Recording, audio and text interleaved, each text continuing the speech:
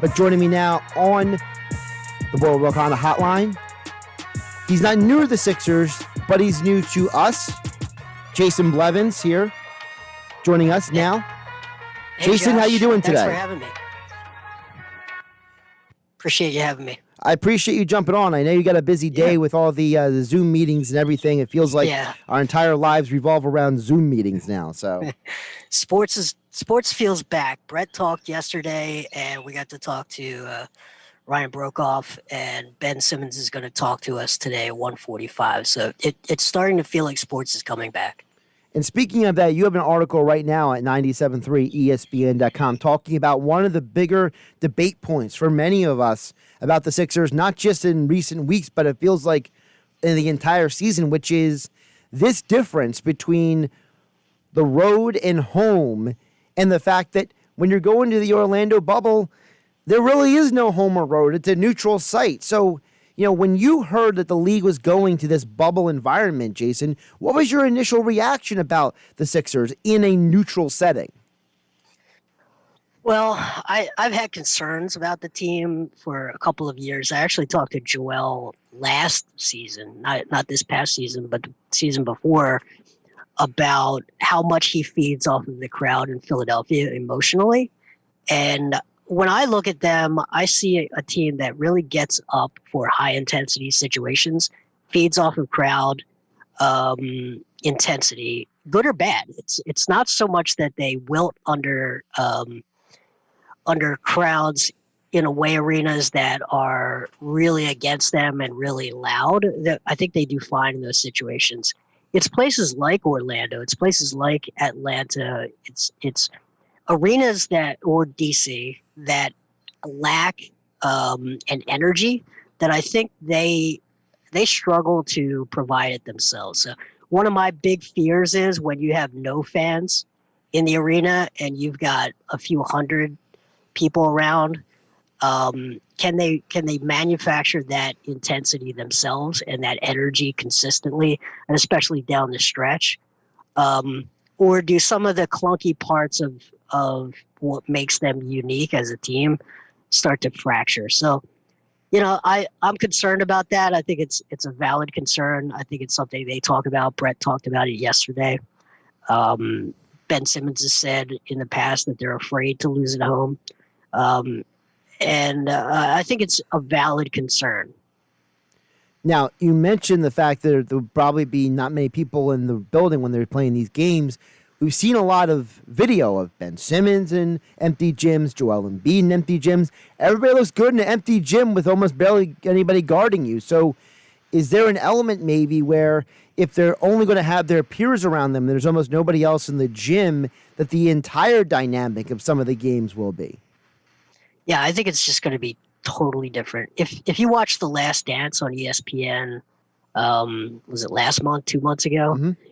One of the most interesting parts of that, I thought, was talking about the Dream Team practices heading into the Olympics and how intense those practice games were. And there are a lot of people that say that was the best basketball that's ever been played in those practice environments in front of no one, right? Because it's sort of Team A versus Team B, Jordan's team versus Magic's team in an empty gym. So if you get that sort of like block out all distractions and the competitive juices and fire come out, you can see some really great basketball. But not everyone has that inner fire. So I think what we're going to find out is who does have that inner fire, that inner competitive killer instinct, and who really needs to feed off of other things to get that. And it's just going to be one of the most interesting things for me to watch this entire bubble happen. I think we're going to see people in many different ways than maybe we did before.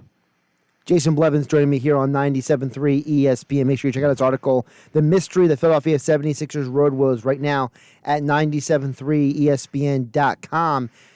Jason, you mentioned Brett Brown talking yesterday, and Brett Brown brought up a lot of things we've heard about Joel Embiid. He's in good shape. He's been working out. And I think we all know if Joel Embiid is right, if Joel Embiid is in shape, the Sixers team can go very far. But what happens if Joel Embiid isn't in as good a shape as we hope? What if Joel Embiid does get injured or has something happen to him? Like, God forbid he gets COVID-19. He has to sit out 10 to 14 days in the bubble. Then what happens to the 76ers, Jason? Well, I was on another show last night, Party on Broad. Shout out Painted Lines, talking about Carson Wentz, and to me, it's the same conversation, right? So at the end of that, we said, well, what if Carson Wentz gets hurt? And it's like, okay, well then, all right. If you don't have a quarterback, you don't have anything, right? So if your franchise player gets hurt, then you're done. You're not going to overcome Kawhi and Giannis and LeBron. Is okay. They, assuming they all don't get hurt. So I think that a couple of things on the positive side are that Joel was actually recovering from an injury when the COVID suspension took place. So he's actually had access to the medical staff and the practice facility in Camden by himself really since March. So he's had every opportunity to stay in shape. And Brett said yesterday he is in as good a shape as he's ever seen him since he's been around him. That's his entire career. But play empty gym shape and playing shape and 48-minute shape is different. So I would expect to see him ramp up slowly to the goal minutes load of 38, which is what Brett wants to play him in the playoffs, and I think they need that. Over these 8 games heading into the playoffs, I think you're going to see him ramp up, use that time to get into shape. But, if Joel, tears a ligament in his knee or, breaks his face, it's like you're only as good as your best player. And Ben Simmons is a fantastic all-around queen of the chessboard type player, but at the end of the day, you have Joel Embiid, and he's going to take you as far as you're going to go. Now, you mentioned Ben Simmons. We would be remiss not to talk about him. If you go by, again, pictures online, he looks swole as anything. We know he's been working out with LeBron in L.A. And to me, the biggest thing about Ben Simmons, and I've talked about this previously, is that if there's anything beneficial to this pandemic, which obviously the whole world is struggling through it, but the one benefit is that if you're going to have Ben Simmons work out with anybody on earth who is not on the 76ers, wouldn't you want it to be a guy like LeBron? For sure. Yeah, for sure. Yeah, he is a master who invests so much time, energy, and money, spends $1 million a year on his body, right? Keeping himself healthy. You could not pick a better mentor from that perspective. And from the mental aspect as well, I think LeBron is perhaps the smartest player or the smartest person ever to be involved in the game of basketball. And I don't say that lightly. I've followed from the Showtime Lakers all the way until now. And to me, he's one of the smartest basketball IQ people I've ever seen. And that includes, I think Pop is right there, but I'm including coaches and players in that. So, on both sides, on the really how to take care of your body, how to prepare your body, the medical side and the mental side, I think Ben has chosen really well in his mentorship. What version of Ben do you think we're going to see coming back? Are we going to see an improved Ben? Because we know that this time off is basically like an off season. So is there a possibility that we'll get a next level version of Ben Simmons coming back here? Yeah, I think that's going to really depend. And Brett talked about it yesterday. He wants to utilize Ben in a much more versatile way in the half court offense than we really saw at the beginning of the season and the last 2 seasons of his career, previous 2 seasons of his career. So early on, Brett was adamant that Ben was the point guard. He was going to have the ball in his hands. But really, as the season progressed, it became pretty clear that he's very dangerous in a pick and roll, and there are some things beyond just hanging out in the dunker spot that they can use him with. So they're going to move him around. If Shake Milton and Josh Richardson and Alec Burks are capable of really taking on that lead ball handling, play initiation role in the half court offense, because Ben's going to run the full court. He's your guy in the full court, but in the half court offense, like the playoffs often do turn into, if those three guys can really be counted on to initiate good, solid possessions, then you've got now two weapons in Joel and Ben, and then Tobias Harris, that can really just sort of stress defenses in pretty interesting ways. So I think there's a potential. It really just comes down to how much has he been talking to the coaches about these things? How much have the coaches really been in their playbooks rethinking these ways and communicating that to him? So I think we could see an improved version. I'm purposely not discussing the thing I think most gets discussed, because I wouldn't have any expectations that you're going to see improvement in the area that is most discussed. Jason Blevins joining us here on the Boardwalk kind of hotline on 97.3 ESPN. Make sure to follow him on Twitter at JBlevinsNBA for all your Sixers and NBA coverage. He's now part of our team here at 97.3 ESPN. Jason, I think one of the things that's also been talked about since the schedule release has been the fact that the Sixers have the second easiest schedule of all the 22 teams heading into this bubble environment. So does that easy schedule benefit the Sixers, or is that an opportunity for them to maybe experiment with the starting lineup? What do you think is going to be the real value of having a quote-unquote easy schedule? Yeah, I think it's completely unpredictable. I think you're going to see different teams approach these games in different ways, and it's all going to come down to who's showing up. A lot of teams are having guys opt out. Who's in shape? Who's playing their way back in shape? You're going to have a lot of high variance games. I think teams that rely on catch and shoot rhythm, 3-point shooting, it's going to be really interesting to see if they walk into something that is restarted so quickly and have that sort of cohesion and timing. So I think it's really hard to predict. Normally, I am very much an analytics person. I don't like the mid-range jumper off the dribble. I think that, that's the kind of stuff that gets you bounced often in playoff series.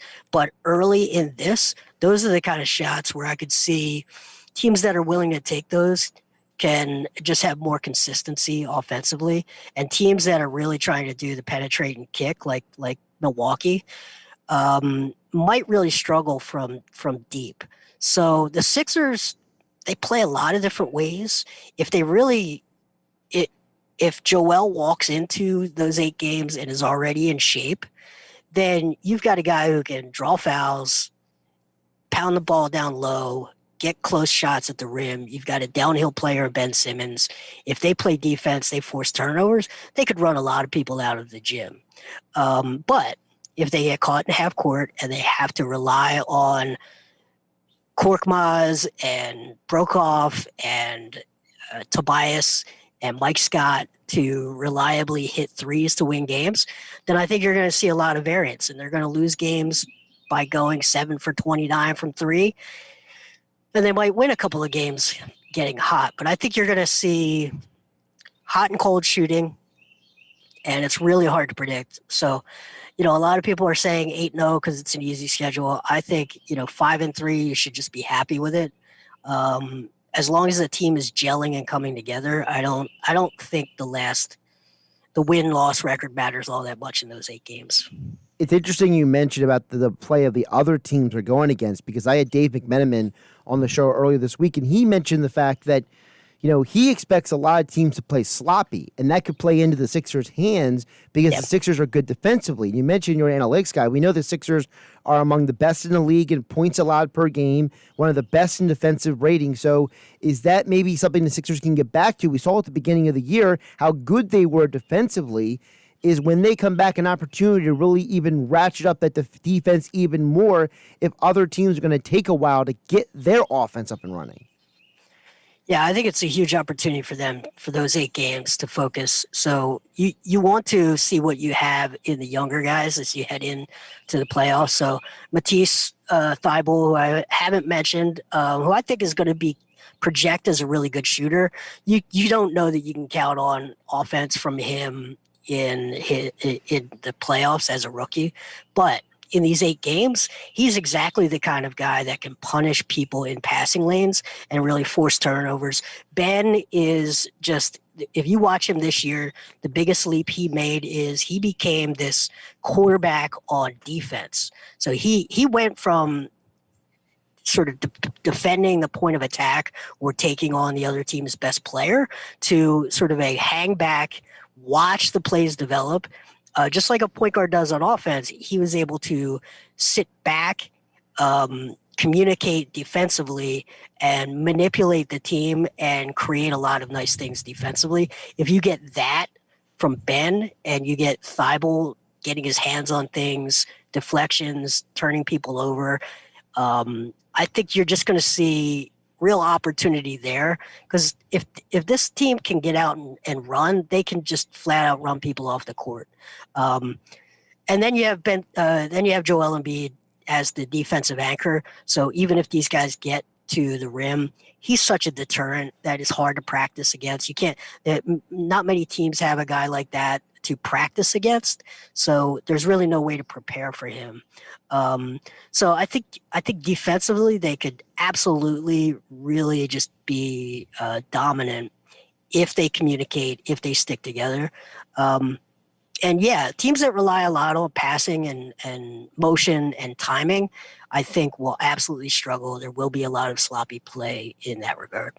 Jason, I know you got the Ben Simmons call to jump on, but real quick before I let you go, I did want to ask you about Shake Milton. I talked about it when I opened up the show. From January 22nd to March 11th, he was averaging 51% from 3. He was averaging about a steal per game. What kind of impact can he have on this Sixers team heading into this bubble environment? Yeah, so a couple of things about Shake. I also cover the Bluecoats. I cover both teams. I'm a sort of the two-way beat guy. So I've seen Shake since his first day in camp. And the thing that people I think they'll learn about him is he is incredibly peaceful of mind. He is really hard to rattle. He is very focused.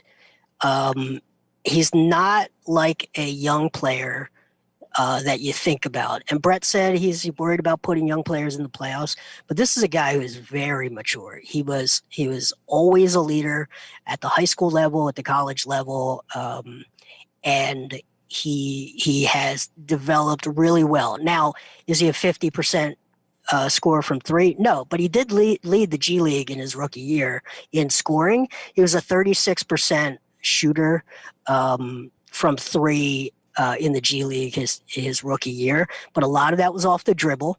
Not very much of that offense was created for him. He is a pure shooter. He is very good. When he gains some explosiveness in the lower body, he's going to be a fantastic player. Like that 4-year deal that he signed was a fantastic deal. It's going to be so important for them to have those kind of guys on those minimum contracts. He just needs to develop strength, quickness, and explosion and burst in the lower body. So if he's been in the gym for the last 4 months and he comes out with a quicker first step, you're going to see a super valuable guy. He's Jason Blevins. Follow him on Twitter at JBlevinsNBA. He's now part of our 97.3 team. He's our Sixers insider. You can check out his work at 97.3ESPN.com. As all guests, he appeared on the Boardwalk on the hotline. Jason, I appreciate your time, and I want to officially welcome to the team. Thank you. Really happy to be here. Thanks again.